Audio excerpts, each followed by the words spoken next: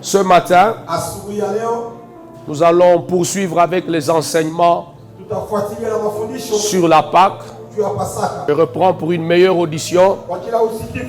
La guérison divine, c'est acquis de la rédemption qu'on ignore.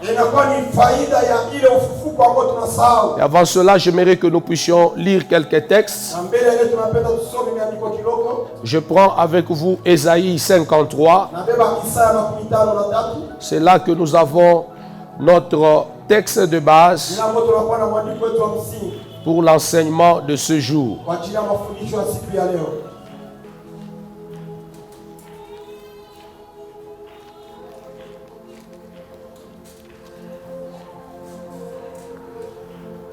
Je vais lire à partir du verset 26.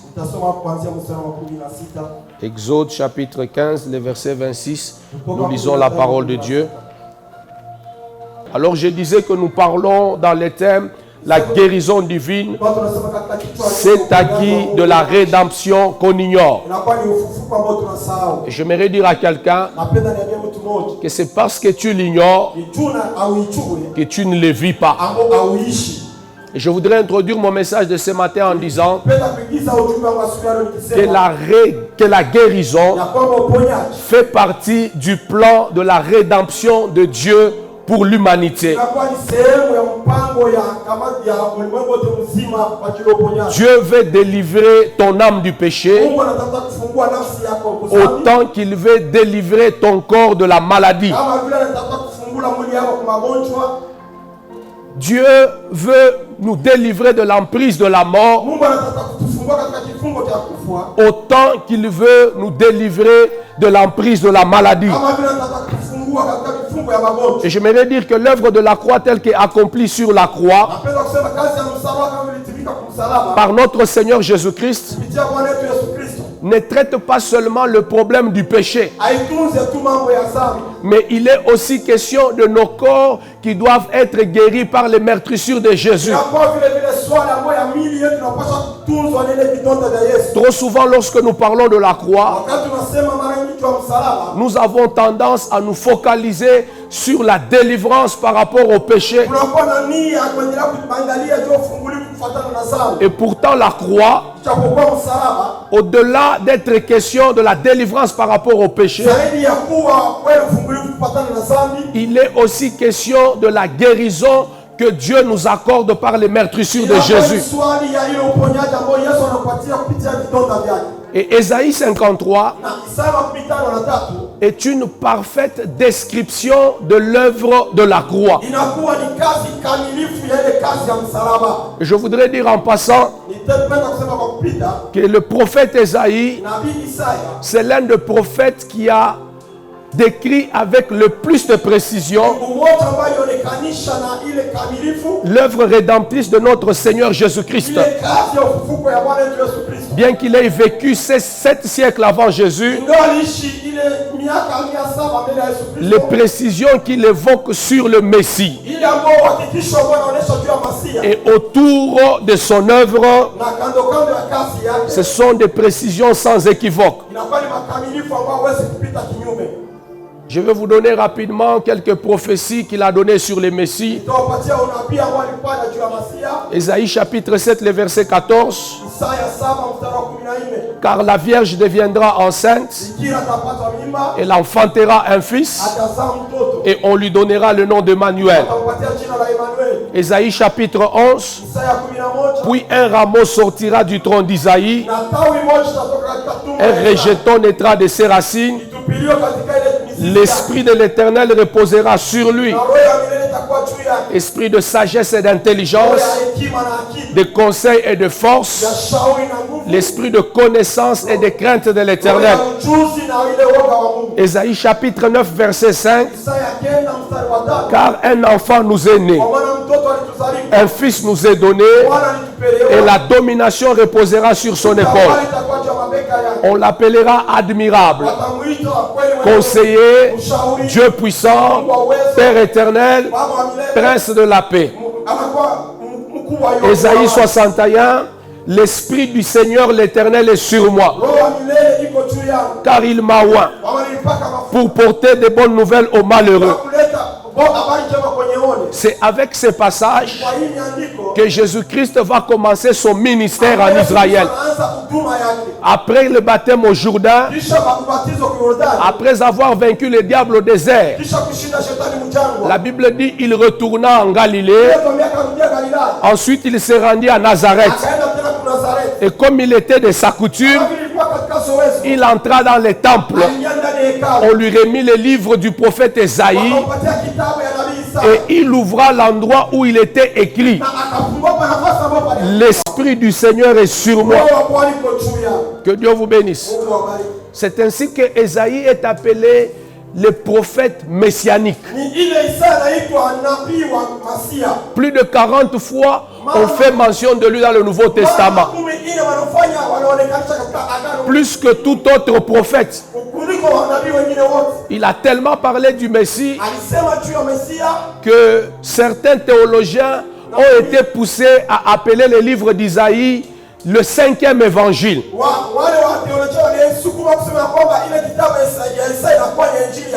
Surtout en particulier à cause du texte d'Ésaïe 53. Le texte qui nous intéresse le plus ce matin, où il dit: qui a cru à ce qui nous a été annoncé? Qui a reconnu les bras de l'Éternel? Il s'est levé devant lui comme une faible plante, comme un rejeton qui sort d'une terre desséchée. Il n'avait ni beauté ni éclat pour attirer nos regards. Et à partir du 4e verset, Ésaïe commence à décrire l'œuvre de la rédemption telle que Jésus l'a accomplie sur la croix. Il dit premièrement, ce sont nos souffrances qu'il a portées.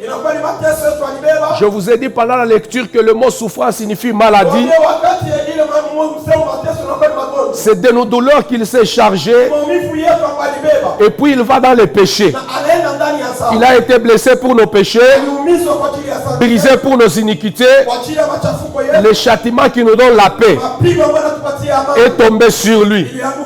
Et puis il rentre dans la maladie. C'est par ces meurtrissures que nous avons été guéris. Donc vous allez vous rendre compte qu'il est autant question de la maladie qu'il est autant question du péché. La rédemption, c'est autant être libéré du péché, mais c'est aussi autant être libéré de la maladie. La croix n'est pas qu'une affaire de péché. La croix, c'est aussi une affaire de guérison. Je dis la croix n'est pas qu'une affaire de délivrance au péché, mais la croix c'est aussi une affaire de guérison. La Bible dit il s'est chargé de nos maladies, de nos douleurs.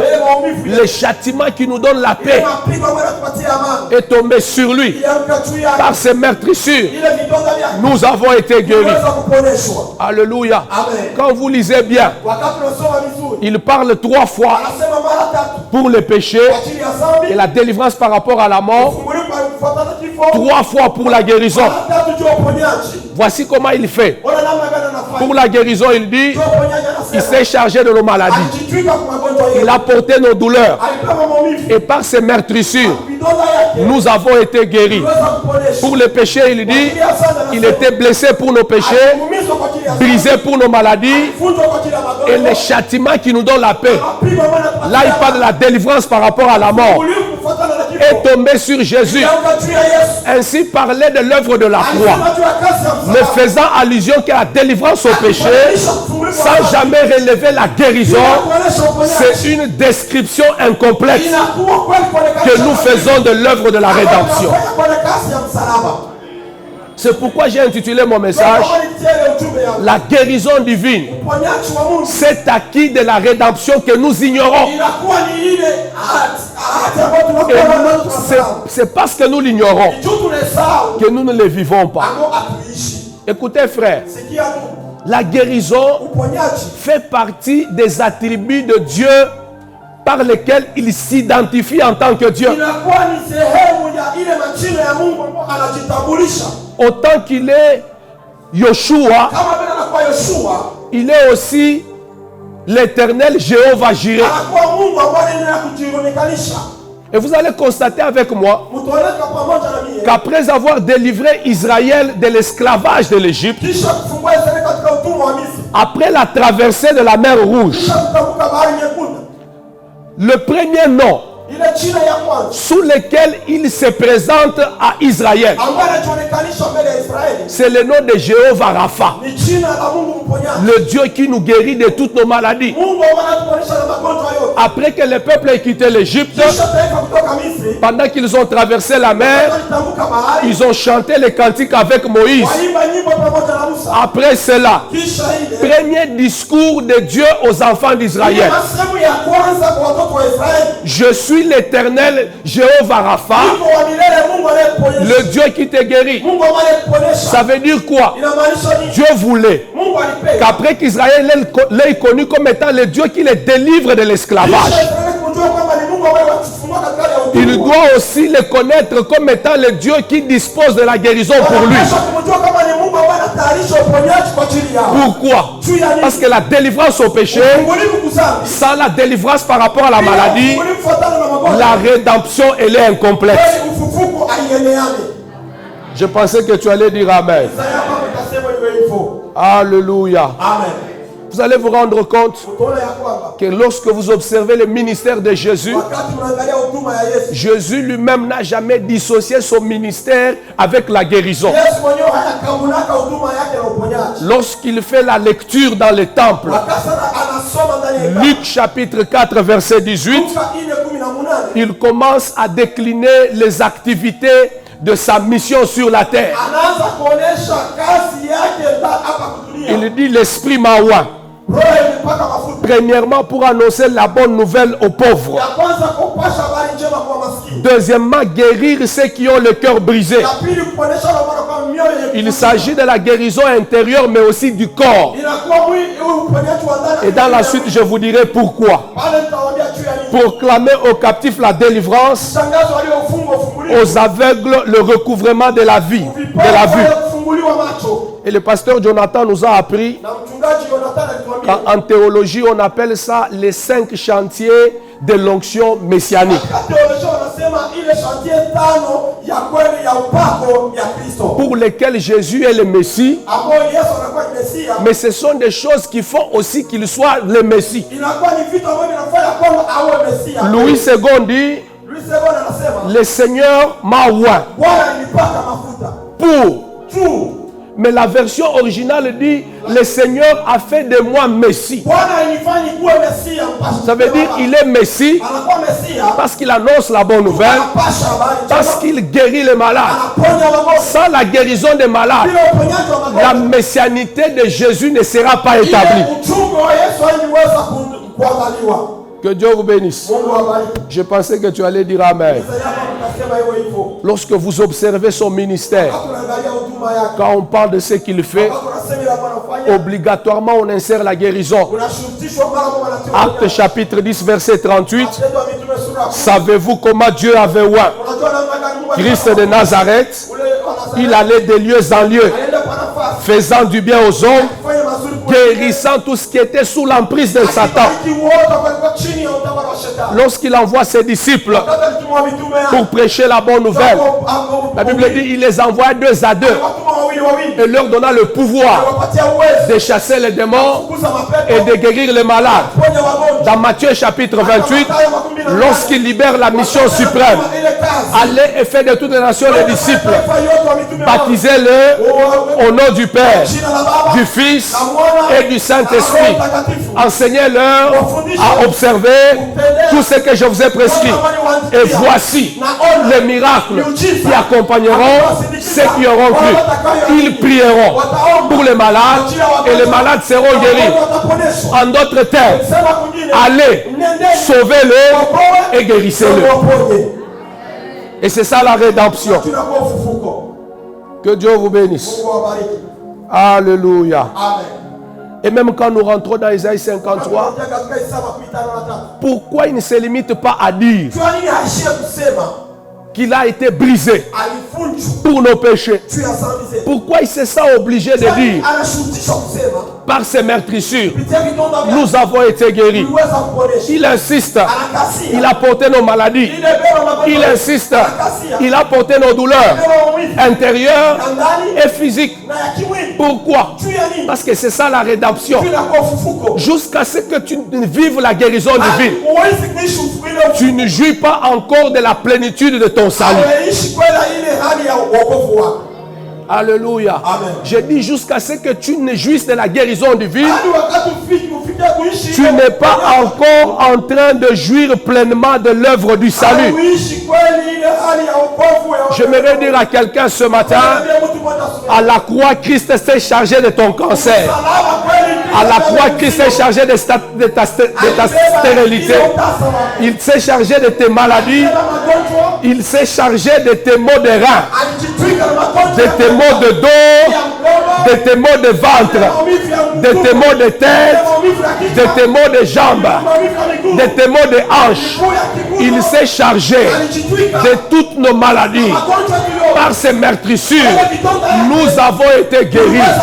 Tu me donnes un bon amen ce matin.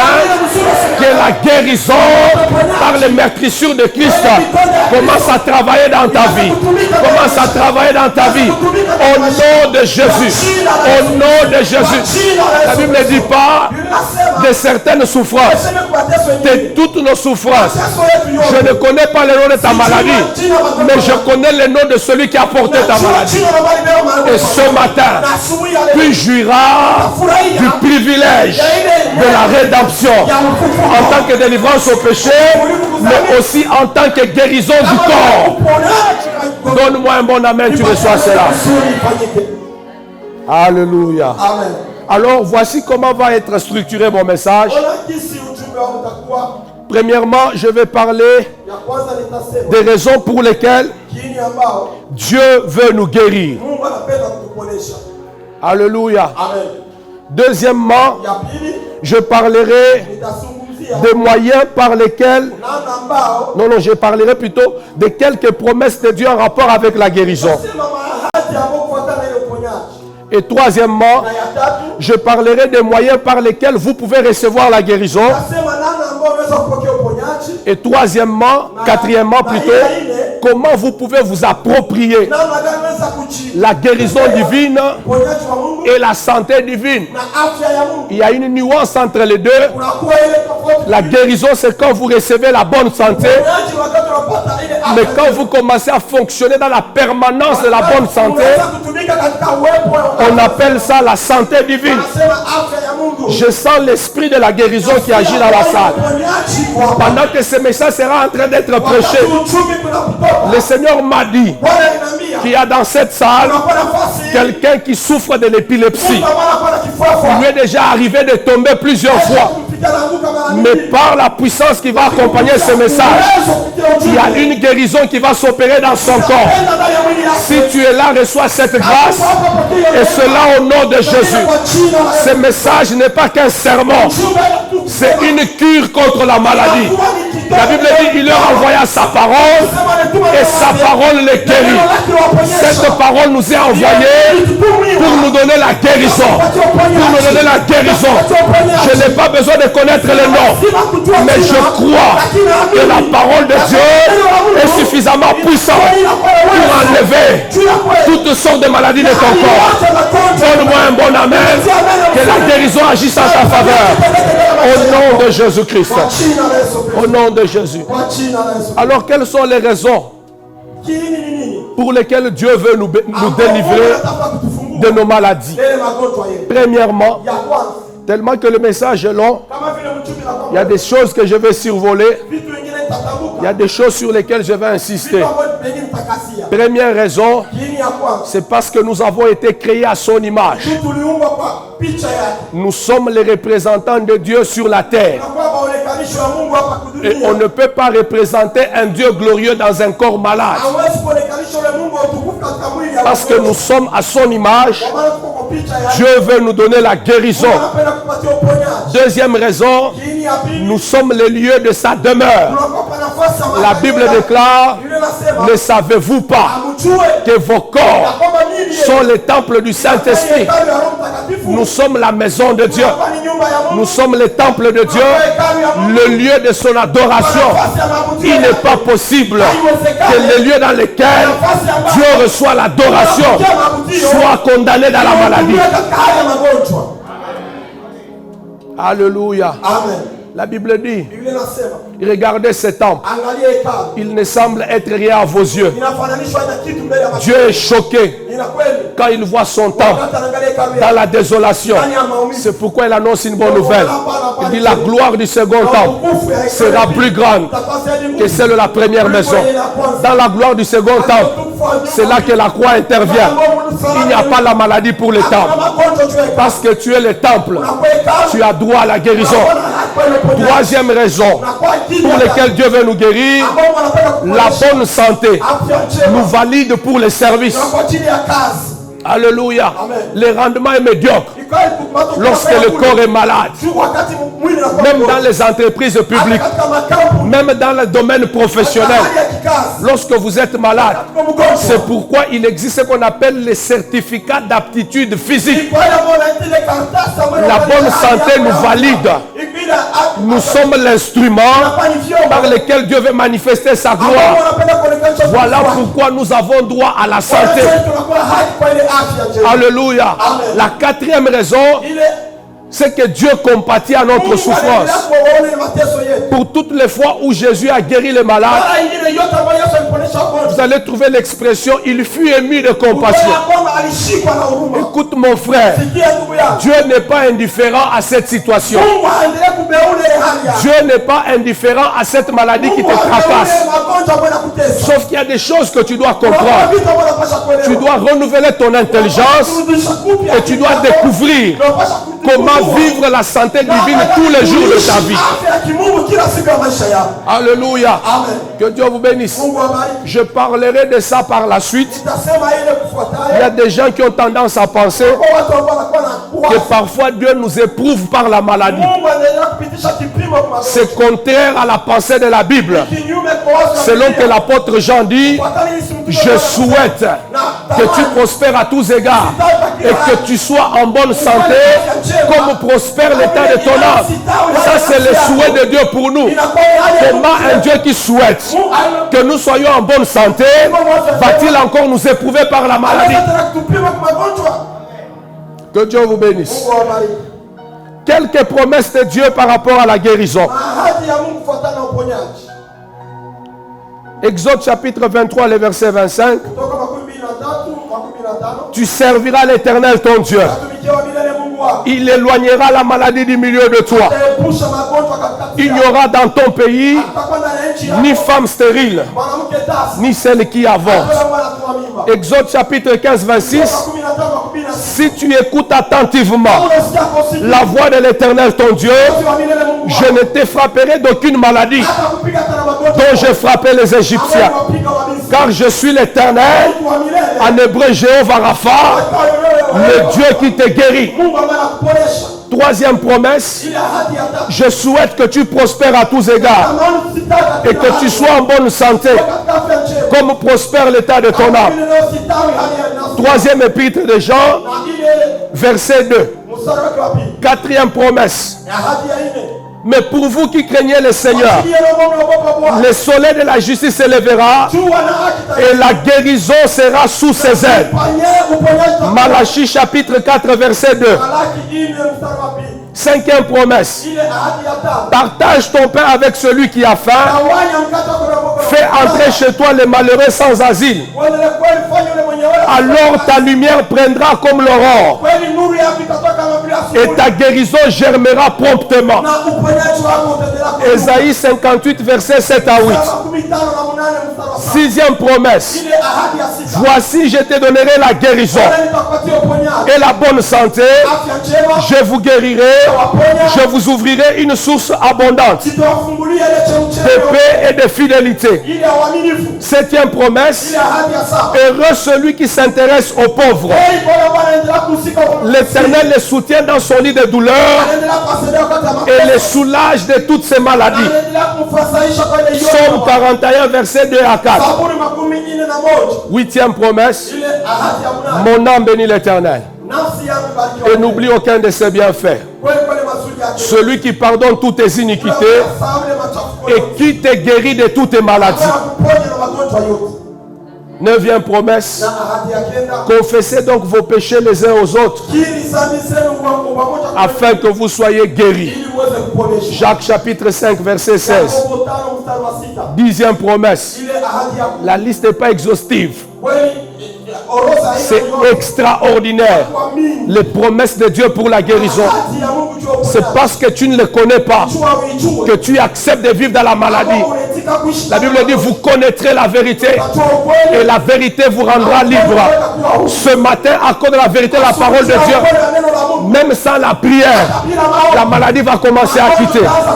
Écoutez frère, la Bible déclare, tout ce qui les touchait était guéri. Jésus est encore présent au travers de sa parole. À l'époque, il marchait avec une tunique, mais aujourd'hui, il marche dans cette Bible. Si tu les touches, tu peux aussi être guéri. Il est possible que tous les malades qui sont enseignés ce matin sortent de cet endroit guéri. À ta façon de dire amen me choque. Je dis qu'il est possible que tous les malades qui sont enseignés repartent de cet endroit guéri. Recevez cela au nom de Jésus. Soyez guéris au nom de Jésus. Vivez la guérison au nom de Jésus. Parce que c'est votre héritage. Dans le Seigneur Jésus. Dans le Seigneur Jésus. Recevez la guérison. Recevez la guérison. Par ces meurtrissures, nous avons été guéris. J'aime ce temps. Il est au passé. C'est déjà accompli. Alléluia. Que Dieu vous bénisse. Troisième raison. Pas troisième raison. Troisième point. Le moyen par lequel Dieu nous administre la guérison. C'est vrai que le fondement principal, c'est l'œuvre de la croix. Mais voici comment les choses se passent. Premier moyen, c'est la prière. Si quelqu'un est malade, qu'il appelle les anciens de l'église, qui prient pour lui en loignant d'huile, et la prière de la foi guérira le malade. Alléluia. Là où il y a la prière, la guérison agit. Deuxième moyen, c'est l'écoute de la parole de Dieu. Psaume 107, verset 20, il leur envoya sa parole et sa parole est guérie. Troisième moyen, l'imposition des mains. Voici les miracles qui accompagneront ceux qui auront cru. Ils imposeraient les mains aux malades et les malades seront guéris. Quatrième moyen, il y a l'utilisation des mystères de royaume, parmi lesquels il y a l'onction d'huile, il y a la Sainte Seine. On peut aussi citer le lavage de pieds. L'apôtre Paul dit ceci quelque part, je pense que c'est dans 1 Corinthiens chapitre 11, il dit, parce que vous mangez la table du Seigneur indignement, il y a des maladies au milieu de vous et beaucoup d'infirmités. C'est vrai que Paul est en train de condamner le fait de manger indignement la table du Seigneur. Mais ce verset montre clairement qu'il existe un lien étroit entre la Sainte Seine, la manière de la célébrer et votre état de santé.